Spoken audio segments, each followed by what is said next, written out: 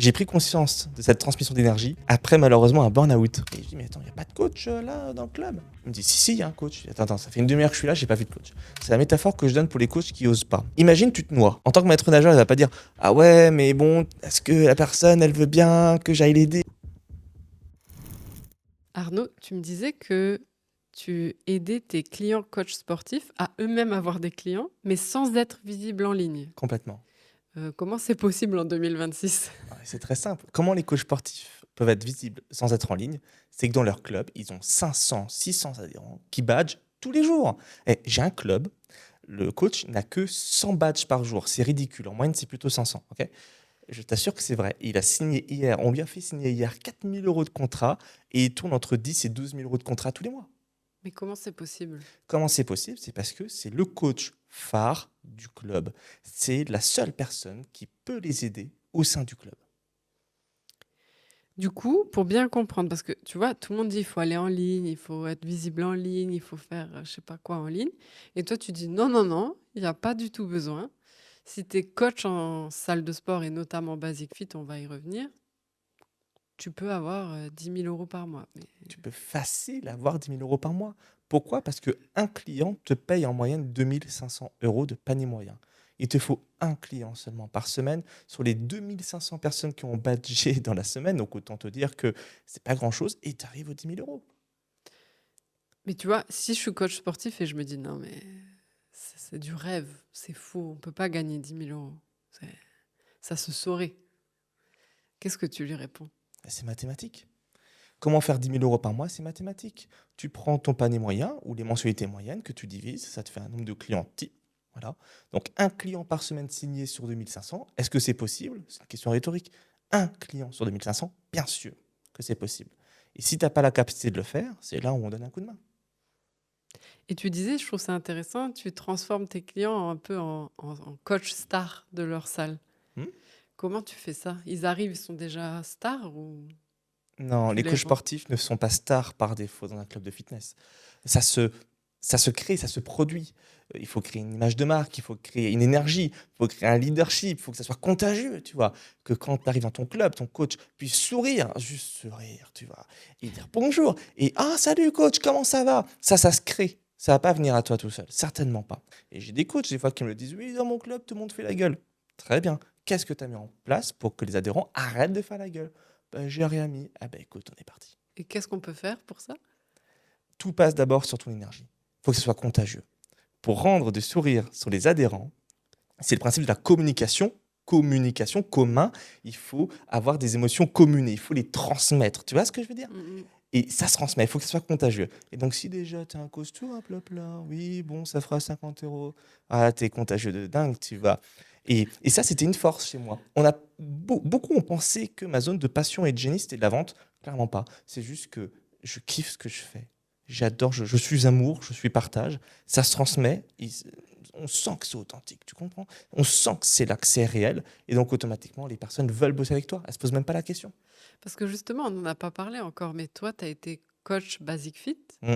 et tu as coaché combien de gens? J'ai coaché plus de 1200 personnes à Basic Fit. Donc, Attention, pas que dans un seul club. J'ai pu faire plusieurs clubs, sur Reims, sur Châlons-en-Champagne, j'ai pu, sur le secteur Moselle aussi, j'ai pu aller de club en club. Et là où j'ai eu le plus de clients, je crois, de souvenirs 400, je crois 400, 500, là où j'ai le plus percé, c'est dans un club qui est pas gigantesque, hein, honnêtement. C'est un club, même peut-être petit club, je pourrais le considérer. Par contre, j'avais vraiment réussi à développer ce leadership, même auprès des agents d'accueil qui, en fait, avaient tellement foi en moi qu'ils ne parlaient que de moi aux adhérents. et comment tu as fait ça pour arriver parce que tu disais que tu étais introverti à la base, donc Ouais. comment tu as fait pour devenir ouais, joyeux, souriant, avenant? Enfin, tu vois, transmettre cette Mm. énergie, parce que c'est Alors, pas évident, hein. j'ai pris conscience de cette transmission d'énergie après malheureusement un burn-out où je devais reprendre ma vie en main. Et là, je me suis posé toutes les questions existentielles. Qui je suis? Qu'est-ce que je veux faire? Pourquoi? Comment? Bon, gars, réveille-toi. Pourquoi tu travailles?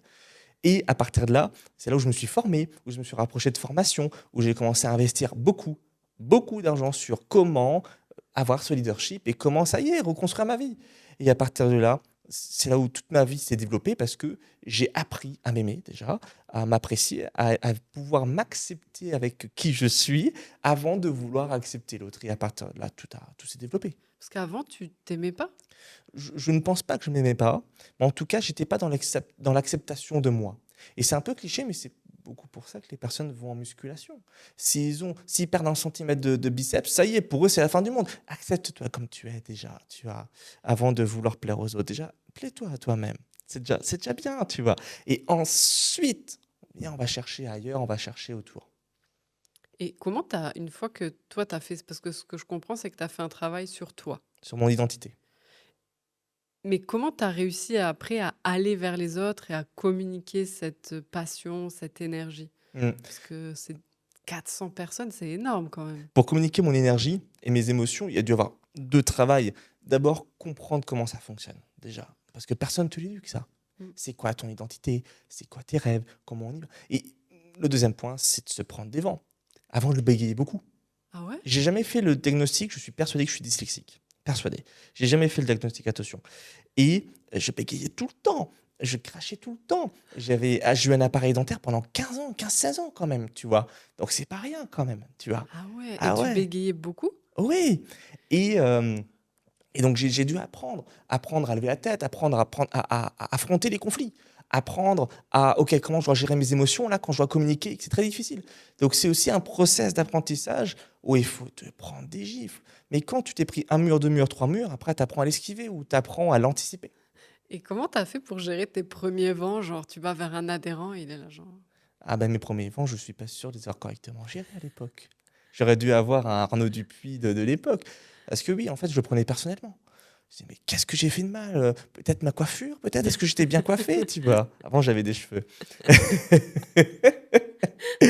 Et en fait, non, j'apprends juste que bah, soit la personne n'a naturellement pas besoin de moi, peut-être que j'ai pas réussi à toucher dans l'âme de la personne, j'ai peut-être pas réussi à connecter correctement avec elle. Et puis, c'est pas parce qu'elle dit non maintenant que c'est non définitif. C'est peut-être un non pas maintenant. Ou un non pour le moment, ça m'intéresse pas. C'est juste qu'elle l'a dit avec ses mots à elle, tu vois. Et que je les ai pris comme j'ai voulu les prendre. Ça t'est déjà arrivé, ça, quelqu'un te dit non au début et genre 3 mois après, tu le signes? J'ai une anecdote de dingue à raconter. Quand je suis arrivé dans ce fameux club, ce petit club de Moselle, je suis arrivé fin 2022. Et c'est début 2025, donc tu as vu quand même 2 ans et demi plus tard, 2 ans et demi plus tard, où je décide d'arrêter le B2C pour me consacrer sur vraiment à 110% le coaching de coach. Tu vas transmettre mon expérience. Je te garantis que c'est vrai. J'ai au moins 5 clients qui ont signé au moment où j'arrête, qui n'avaient jamais signé avec moi et qui m'avaient découvert fin 2022. Du coup, j'ai dû les déléguer à d'autres coachs qui étaient là dans le club. Et oui, j'ai eu beaucoup, beaucoup, beaucoup d'adhérents qui m'ont dit non sur le moment. Ils font leur petite expérience, ils se rendent compte que bah ouais, en fait, je tourne un peu en rond. Tes clients à toi, ils arrivent. Ce serait peut-être sympa quand même que j'aille voir ce qu'il fait un peu, tu vois.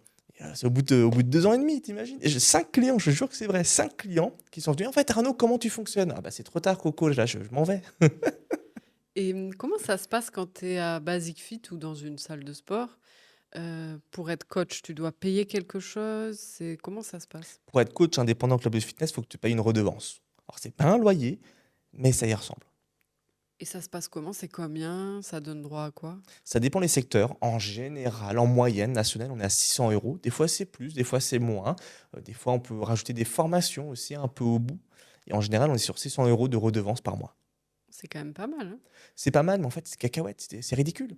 Quand tu vas aller à ton centre-ville, louer un 100 mètres carrés pour faire ta petite salle, ça te coûte déjà 2500 euros. Il faut que tu payes les machines qui sont à 10 000 euros en moyenne, l'électricité, le gaz, le salarié qui va se mettre en arrêt maladie, les soucis, la tempête qui a brisé ta porte. En fait, c'est ridicule, 600 euros par mois, c'est des cacahuètes. Alors attention, hein, ça reste 600 euros. Mais quand tu réfléchis, un client te paye en moyenne combien de panier moyen? 2500. Tu as 2 clients dans l'année, tu es rentable. Je connais peu de boîtes, peu d'entreprises qui peuvent être rentables au bout de 2 clients.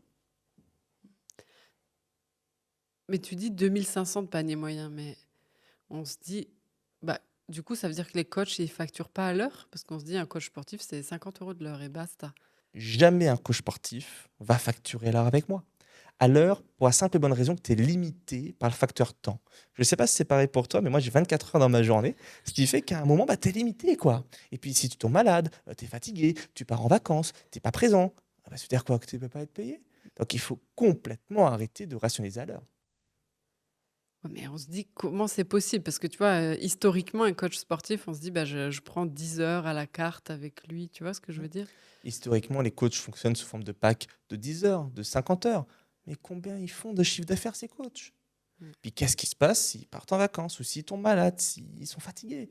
Non, on arrête complètement et on rentre dans des projets, des vrais projets de responsabilisation, de mentoring en fait. C'est presque du mentoring du B2C sur OK, quel est ton plan?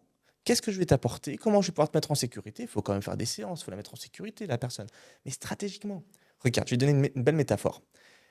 Quelle activité dans la médecine se plaint de pas assez gagner d'argent? Les kinés. Les kinés, eux, ils sont payés à l'heure, ils n'ont pas le choix. Ceux qui se débrouillent bien, ils essaient de filouter, ils en enchaînent plein à la fois, mais ils sont limités. Et quelles sont au contraire les activités de médecine qui, elles, se plaignent pas? C'est genre les médecins. Par exemple, les médecins, c'est on se voit, je t'écoute diagnostic, anamnèse, ok, je te prescris ça, tu fais, et dans un mois, on fait un check-up. Ben, c'est la même chose pour nous. On fait un bilan, on fait un diagnostic, on prescrit, et on se revoit dans un mois. Intéressant. Donc tu l'as développé toi-même cette méthode? J'ai développé moi-même cette méthode. Alors, c'est drôle parce qu'au départ, j'ai un copain, il m'a dit: «Arnaud, j'adore ta personnalité». Je dis: «Ah ouais, pourquoi?» «Parce que tu es un grand flemmard». Je dis: «Attends, attends, attends, attends. Je travaille 90 heures semaine depuis 5 ans, tu es en train de me dire que je suis un grand flemmard?» «Non, non, non, non, non, c'est pas dans ce sens-là. C'est que tu essaies de trouver un moyen d'optimiser tout ce que tu fais pour gagner du temps». Et c'est là où ça m'a fait tilt dans ma tête. Je me suis dit: «Ah oui, en fait, je suis déjà dans cette logique entrepreneuriale de me dire comment, dans mes 24 heures, je peux mettre tout ce que j'ai à faire». Et donc, c'est comme ça que j'ai créé progressivement, parce que moi aussi, j'ai fait un tarif à l'heure, moi aussi, j'ai vendu des programmes à 80 € à l'époque, bien sûr. Mais comment, progressivement, je peux me dire comment je peux optimiser mon temps sans arnaquer le client. Et puis la preuve, ça a bien fonctionné, parce que c'est là où j'ai scalé de dingue, où je signais, j'avais combien de signatures? 20, j'avais 20 signatures par mois. T'imagines 20 nouveaux clients par mois. 20 foutus nouveaux clients par mois. Donc je pense que j'étais pas si une arnaque que ça. Et comment tu fais? Parce que 20 clients par mois, on se dit: «Bah, comment tu fais pour tu sais, les délivrer?» Enfin, Ah, c'est tu vas être sous l'eau, tu vas plus dormir, enfin, tu vois? le maximum de clients que j'ai fait, c'est 100 en one-to-one, 100 clients en temps réel. Alors, je ne conseille pas forcément de le faire parce que c'est très dur, mais c'était même symbolique de dire OK, j'ai réussi à monter à 100 clients en one-to-one.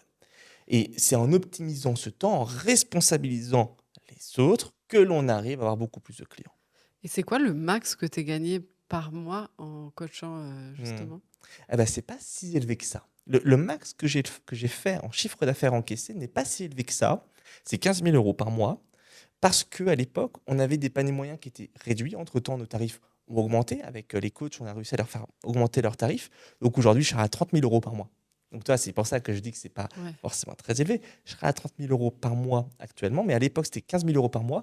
Et j'ai signé au maximum, à moi tout seul, 250 000 € de contrat à l'année. 250 000 € par an de contrats signés. Donc, ce n'était pas que pour moi. Je les ai responsabilisés à d'autres coachs. Je les ai donnés à d'autres coachs. C'était super sympa. Et là, pour 2026, on a l'objectif du million. On veut faire 1 million d'euros de contrats de coaching signés Avec tous tes élèves? avec tous mes élèves. Trop bien. On a un peu de retard, mais on devrait y arriver. Parce que là, tu dis: «C'est facile», si tu es coach en salle de sport, top, tu as 200 personnes ou je sais plus combien qui badgent par jour, bah, faut aller les voir et Mhm. puis, les closer. Oui, d'accord, mais tu fais ça comment? Est-ce qu'il y a une technique? Est-ce que, du coup, tu dois parler à la personne, fixer un rendez-vous, tu dois l'appeler? C'est rapidement, comment on fait? Pour capter les adhérents de un club de fitness, il faut une stratégie. 100% des coachs qui galèrent, que j'ai en accompagnement, me disent: Arnaud, je joue au feeling. Et donc, j'ai aucun moyen d'accroche, j'ai aucun moyen de capter l'attention, j'ai aucun moyen de connecter, j'ai aucun moyen de susciter l'intérêt, j'ai aucun moyen de passer à l'action. Donc oui, il y a une stratégie qui est très très simple, et qui n'est pas de la manipulation, c'est juste comment je vais apprendre à me faire des amis. Voilà, comment je vais apprendre à me faire des amis. Et personne ne te l'a appris. Demande à quelqu'un, n'importe qui, un coach, quelqu'un de random dans la rue, de lui dire, écoute, viens, tu vas discuter avec cette personne-là dans la rue. Ah, mais comment je vais faire? Bah, c'est la même chose dans un club de fitness. Mais comment je vais capter la personne sur le vélo? Bah, déjà, dis-lui bonjour. Ah ouais, j'y ai pas pensé. Bah ouais, quand même. Donc tu arrives, tu dis: «Bonjour» et après tu Ouais, dis quoi? Genre: «Fais-moi un petit cours là». ouais, avec plaisir. Alors, la première chose que je fais faire au coach, c'est de poser un cadre. comme tu me l'as suggéré tout à l'heure, il y a beaucoup de personnes qui viennent pour gratter un snap. Eh, ma cocotte, t'es jolie, tu vois. Bon, bonjour. C'est comment ton prénom? Moi, ça c'est Margot. Enchanté. Je pose le cadre. Moi, c'est Arnaud. Je suis le coach du club. Ah ouais, tu dis, Tout je de suis le suite. coach du club. Tout de suite. Je suis le super coach du club. Ça dépend des personnalités, mais je suis le coach du club. Voilà. Cadre. Pourquoi tu es là? Ah, Je tu me- dis pas, je suis un coach en plus. Tu dis, je suis le Le coach. coach du club. Je pose le cadre. Je me permets, entre deux rendez-vous, de faire le tour du club afin de m'assurer que tout se passe bien pour tous les adhérents. Je ne viens pas pour te draguer, je ne dis pas ça, mais je ne viens pas pour te draguer. Je viens parce qu'entre deux rendez-vous, je m'assure que tout se passe bien pour tous les adhérents du club. Ouais. Tu dis pas ça, mais tu le suggères en fait. Voilà, je viens entre deux rendez-vous, m'assurer que tout se passe bien. Donc là, je pose pourquoi je viens. Je viens pas, parce que t'imagines, je viens pour te corriger. La dernière personne qui t'a dit je vais te corriger, Margot, c'est tes parents ou ton professeur. Et je pense pas que tu aies des bons souvenirs de l'époque. Voilà. Donc c'est un peu le même principe. Bon, moi je suis Arnaud, je suis le coach du club, je m'assure entre deux rendez-vous que tout se passe bien pour tous nos adhérents. Voilà. Comment se passe ta séance? Ah ouais, c'est Et nickel. Hein. tu as vu, c'est une question ouverte. Oui, mais les gens ils me disent non. Bah, si la réponse est non, c'est que tu as posé une question fermée. C'est bête et méchant, c'est mathématique. Tu veux une réponse sympathique, bah, pose une question sympathique. Comment se passe ta séance? Ah, Ouais, ça va, c'est ça se passe super bien. ouais, c'est vrai. Trop bien, Margot. Bah, je suis super content. Alors, soit la personne, ça se passe très très bien, elle est encore un peu fermée, ce qui est normal. Écoute, moi, je suis disponible. Si y a des questions, des besoins, tu me fais un coucou. Voilà, je suis à la table là-bas, à l'entrée. Surtout, je suis là pour aider les adhérents. Donc, tu me fais un coucou, je suis là pour t'aider. OK? Allez, passe une bonne journée. C'est génial. Et si la personne s'ouvre un peu, bah oui, ça se passe bien. Bah, vous tombez bien, c'est parfait parce que je ne sais pas faire la machine chest press. OK. Ou alors, t'es nouvelle ici, je t'ai jamais vu. Bon, attention, si la personne te dit ça fait 2 ans que je suis là. Bon, j'ai jamais vu. Ah oui, je suis nouvelle ici. OK, bah bienvenue, bienvenue chez moi. Et est-ce qu'on t'a fait le tour du club? Ah non? Ah Bah ouais, mais écoute, t'es trop malin, hein. c'est juste de la gentillesse. Alors là, ça paraît de la stratégie marketing commerciale. C'est juste un job en tant que coach indépendant club de fitness. Mais s'il te dit, ouais, je sais pas comment marche la chest Mhm. press, tu y vas et tu lui montres. Et je lui montre immédiatement. Beaucoup trop de coachs ou du gourou de coach. Non, non, non, faut payer. Et tu sais quoi? J'ai été comme ça avant aussi. Euh, la réflexion que j'avais, la vision que j'avais, c'était est-ce que tu vas voir ton kiné pour qu'il. Là, ah, bah, tu peux me montrer une machine, un exercice? Je vais dire bah non, tu prends rendez-vous et tu payes. Ou ton diététicien. Je me suis dit bah non, tu peux pas avoir un rendez-vous gratos comme ça. C'est pas une bonne vision. Parce que tout le monde est requin, tout le monde est rat. Ouais. Non, non, non, il faut payer 50 euros. Et je l'ai été, je jure que je l'ai été. Et il y a un moment, tu switches un peu dans ta vision et tu te rends compte que t'es coach indépendant, club de fitness. Offre un peu, donne un peu, tu vois. Bah, surtout qu'en plus, si tu m'as aidé, je vais me dire, ah bah oui, Arnaud, il m'a aidé. Si jamais j'ai besoin de prendre des cours, je vais le voir lui, en fait. Ça crée de la sympathie et de la réciprocité. Ouais. Donc ça peut aussi aider, c'est vrai, ça peut aider à dire, mais en fait, du coup, c'est combien tes tarifs? Et là, on engage la vente. Et voilà, tu fais juste ton job en tant que coach en club de fitness. Ok, je peux te faire le tour du club avec plaisir. Voilà. Moi, ça me fait penser un peu au maître nageur. C'est la métaphore que je donne pour les coachs qui osent pas. Imagine, tu te noies. En tant que maître nageur, il va pas dire, ah ouais, mais bon, est-ce que la personne, elle veut bien que j'aille l'aider? Ou alors tu vois une nouvelle personne faire le tour de la piscine, elle cherche les vestiaires, etc. Tu vas pas aller dans la galère. Bonjour, vous cherchez les vestiaires peut-être? Ben, je vais vous y amener avec plaisir. C'est naturel, alors pourquoi nous on fait pas pareil? Ouais, surtout quand t'es coach, t'as une posture haute. Enfin, tu vois, les gens te mettent quand même haut. Il y a une verticalité. Ouais, il y a une verticalité, donc autant en profiter si t'es, comme tu dis, correct, etc. Mais Il faut la créer, la verticalité. Il faut aussi qu'elle soit supposée. Je prends un exemple. Beaucoup de coachs viennent en short t-shirt. Ils sont coachs sportifs. Les sports les plus haut de gamme, comme l'équitation, le golf, par exemple, ont tous des polos. Et le polo, c'est pile poil juste au milieu entre la chemise et la tenue de sport. Et le short ne va pas avec le polo. Donc c'est là où avoir un beau jean slim, par exemple, c'est parfait. Je fais tous mes rendez-vous en jean et en polo. c'est vrai? Et quand je raconte ça aux organismes de formation, ils s'arrachent les cheveux. Des fois, ils arrachent les miens, c'est pour ça que je n'ai plus. Je dis, mais c'est n'importe quoi. Oui, en attendant, moi, j'ai du succès. C'est vrai que t'es en jean même quand tu fais les rendez-vous, Même les coachings.